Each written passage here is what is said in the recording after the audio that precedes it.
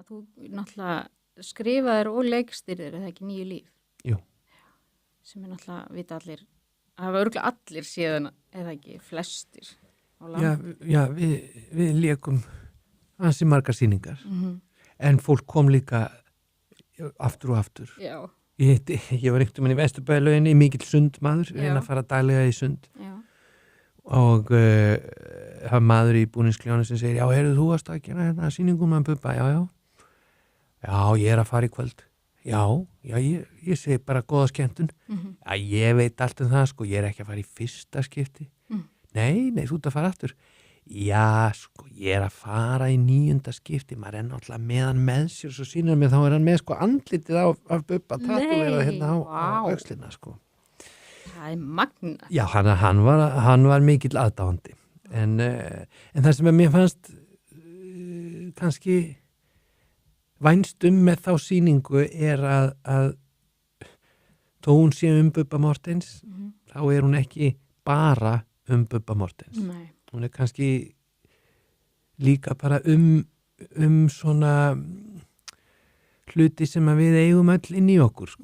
Þú veist, hún er að komast af og að mæta erfiðum aðstæðum og hún er að mæta sjálfum sér og umfaðma þær breytingar sem þarf að gera á sjálfum sér og viðhorfið til tilverunar til þess að hlutirnir, sko, til þess að sólinn fara að skína, sko. Já. Ég held að sé einmitt það. Þetta er svo, við tengjum öll einhvern veginn svo fast og mikið við það sem er að gerast í sýningunni.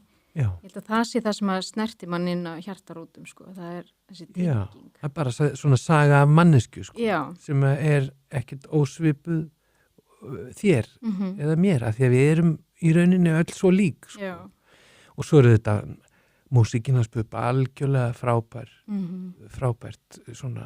rammi utan þetta og hans lífslaup og hans frásagnir og það sem hann hefur upplifað og lent held ég að svona geri þetta svolítið skýrri dæmisögu það hvernig maður getur mætt hlutunum með kærleika og ljósi og verið svolítið vinnir, sko, í sínu eigin lífi. Ég meina, og það þarf ekkert að gefa út 800 lög eins og Bubbi til að vera vinnir. Það felst í dálítið öðrum hlutum, sko. Já. En já, þetta var algjörlega frábært verkefni og það var frábært líka að hafa Ester mína með mér í því. Hún lék hlutverk Gretu, mömmu Bubba, sem var hans sól og miðja í tilverunni. Og svo náttúrulega gekk sýningin mjög lengi. Það var COVID og menn voru að forfallast og eitthvað og við heldum alltaf áfram og ég stökk inn í þó nokkuð margar sýningar. Ég lék Sátta Bubba sem að Valur Freyr lék og fekk að enda sýninguna, loka sýningunni og syngja ástina. Já. Til Esterar. Já. Sem var þá í hlutverki Hrafnhildar, hans Bubba.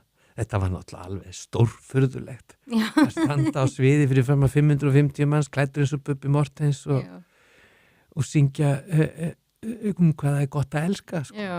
Konu eins og þig og það er konan mín. Já. Að þykjast vera önnur kona. Já. Það verður svolítið súrrealist bara. Já, þetta verður að minnst að kosta ekki íburðar meiri forleikur, held ég. Nei.